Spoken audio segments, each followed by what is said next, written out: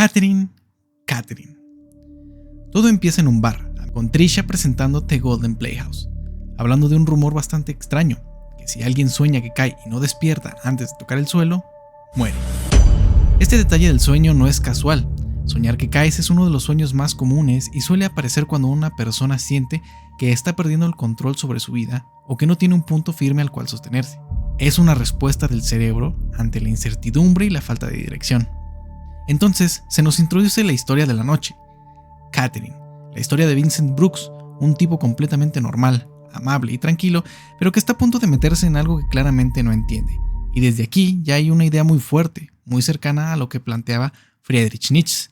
El ser humano no suele enfrentar su vida directamente, sino que construye distracciones, excusas y rutinas para evitar hacerlo, hasta que algo lo obliga a mirar de frente.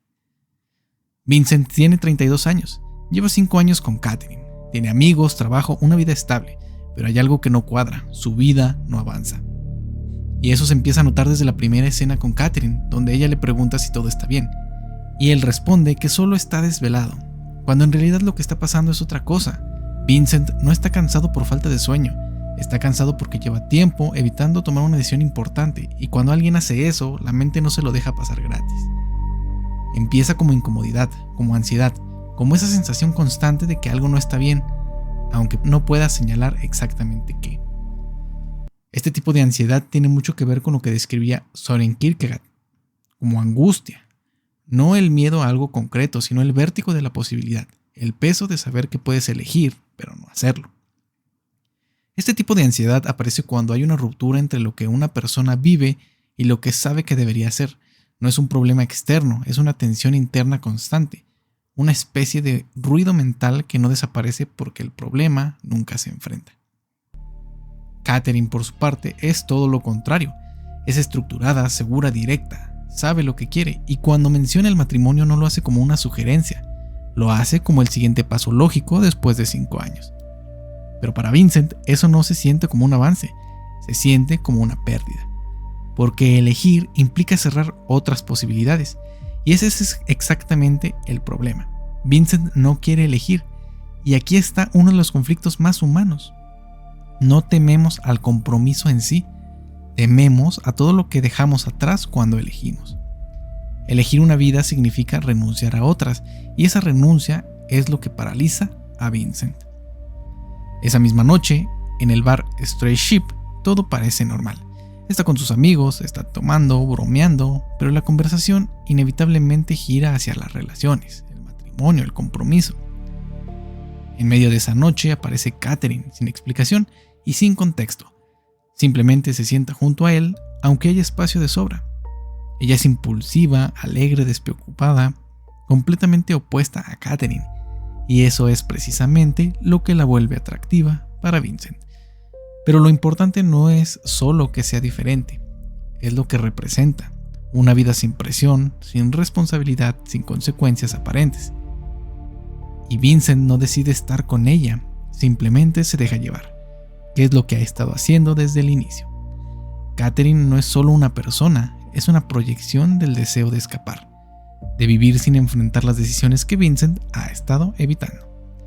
Aquí Catherine funciona como una ilusión, casi como lo que Nietzsche llamaría una forma de evasión vital, no libertad real, sino una salida cómoda para no enfrentarse a uno mismo.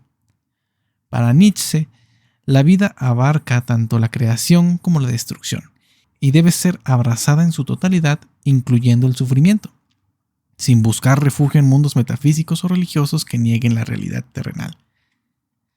Esa misma noche empiezan las pesadillas. Vincent se encuentra en un lugar completamente extraño, hecho de bloques, con un vacío debajo, donde otros hombres convertidos en ovejas están intentando sobrevivir. Hay una regla clara: si caes, mueres, y lo más interesante es que el juego nunca lo dice directamente, pero se entiende. Esto no es un sueño cualquiera, es una especie de juicio. Todas esas ovejas son hombres como él, personas que han evitado tomar decisiones importantes en su vida y que ahora están enfrentando las consecuencias. El símbolo de las ovejas tampoco es casual, representa a personas que siguen el flujo, que no cuestionan, que no toman control, exactamente el estado en el que ha vivido Vincent. Cuando despierta, la situación es peor, porque se da cuenta de que pasó la noche con Catherine. Y aquí ocurre algo muy humano. En lugar de asumir lo que hizo, intenta justificarlo, minimizarlo e incluso culparla a ella. Porque aceptar lo que hizo implicaría aceptar algo sobre sí mismo que no le gusta. Y ese es el verdadero conflicto de Vincent. No es Catherine y tampoco es Catherine, es él mismo. Esto es lo que en psicología se conoce como disonancia cognitiva, pero también conecta con algo más profundo: la tendencia humana a proteger la propia identidad incluso a costa de la verdad. Cuando la identidad se ve amenazada, la mente prioriza proteger la imagen propia antes que aceptar esa verdad, y por eso Vincent no enfrenta lo que hizo, lo reinterpreta. A partir de aquí todo empieza a escalar. Catherine menciona que podría estar embarazada, y en ese momento la situación deja de ser emocional y se vuelve completamente real. Ya no es una decisión abstracta, es una consecuencia concreta y eso cambia todo. Pero en lugar de enfrentarlo, Vincent sigue haciendo lo mismo. Evita, miente, pospone. Aquí es donde se ve algo clave. Muchas personas no tienen miedo a decidir cuando las cosas son simples. Tienen miedo cuando las decisiones traen consecuencias irreversibles. Y en ese punto, como diría Jean-Paul Sartre, la libertad deja de sentirse como algo positivo y se convierte en una carga. Porque cada elección define quién eres, y Vincent claramente no está listo para aceptar esa responsabilidad. Las pesadillas empiezan a reflejar esto. Primero aparece la bestia inmoral, que no representa a Catherine como tal, sino el deseo que Vincent ya no puede controlar, ese momento en el que el placer deja de ser una elección y se convierte en una reacción automática. Después aparece el bebé, que no da miedo por su forma, sino por lo que significa, algo irreversible, algo que no se puede deshacer, no se puede ignorar. Y eso es exactamente lo que Vincent ha estado intentando hacer con todo. Aquí el juego convierte emociones abstractas en amenazas físicas, haciendo visible lo que normalmente solo se siente. La situación sigue empeorando porque ya no solo está mintiendo, está sosteniendo múltiples versiones de su vida al mismo tiempo, y eso genera una presión que empieza a notarse en todo. Luego aparece otro elemento, la duda.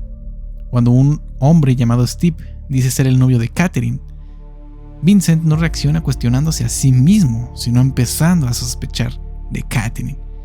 Y esto es algo muy humano también. Cuando alguien no puede aceptar su propia culpa, la proyecta en los demás, distorsionando la realidad para hacerla más soportable. Las pesadillas cambian otra vez. Ahora el miedo no es la responsabilidad, es la mentira. Aparece el bebé con motosierra, que simboliza la posibilidad de que todo lo que está construyendo sea falso, llegando a pensar que Catherine lo ha engañado y tiene otro amante. Cuando la confianza se rompe, ya no se trata de lo que es verdad, sino de lo que podría no serlo.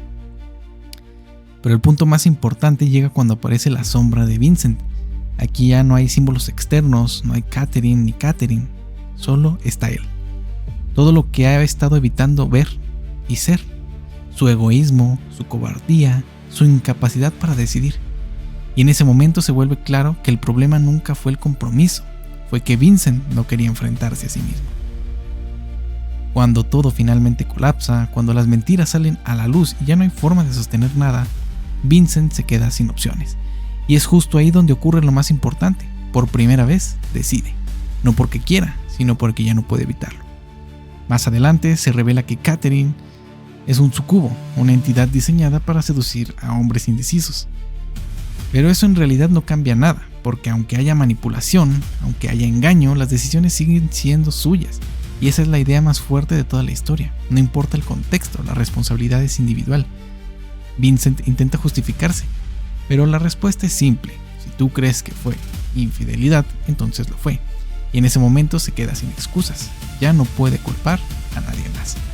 Cuando finalmente enfrenta todo, cuando deja de huir, rompe el ciclo, derrota a Mutton, termina la pesadilla y despierta con una perspectiva completamente distinta. No porque todo se haya arreglado mágicamente, sino porque finalmente tomó control de su vida. La libertad no es hacer lo que quieres, es hacerte responsable de lo que haces. Y al final se casa con Catherine. Pero este final no es importante por el matrimonio, es importante por lo que representa. Porque Vincent no llega ahí por ser una mejor persona, ni porque haya hecho las cosas bien desde el inicio. Llega ahí después de haber evitado, mentido y fallado. Y aún así tener que hacerse responsable de todo lo que hizo. Lo incómodo de esta historia es que no hay justicia perfecta. No hay castigo proporcional ni redención limpia. Vincent no paga todo lo que hizo como uno esperaría, pero tampoco sale intacto.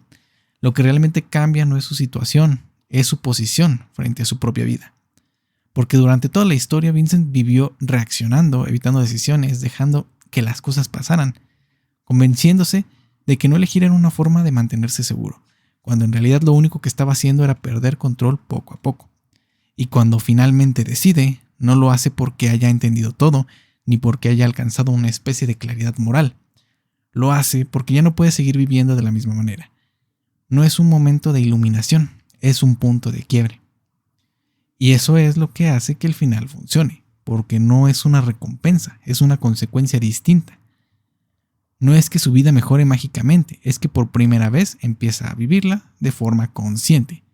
Aquí es donde la historia se vuelve incómoda de verdad, porque deja de ser una idea que no es fácil de ignorar, que muchas personas no viven mal por falta de oportunidades, sino por falta de decisiones, que el problema no siempre es lo que te pasa, sino lo que eliges no enfrentar.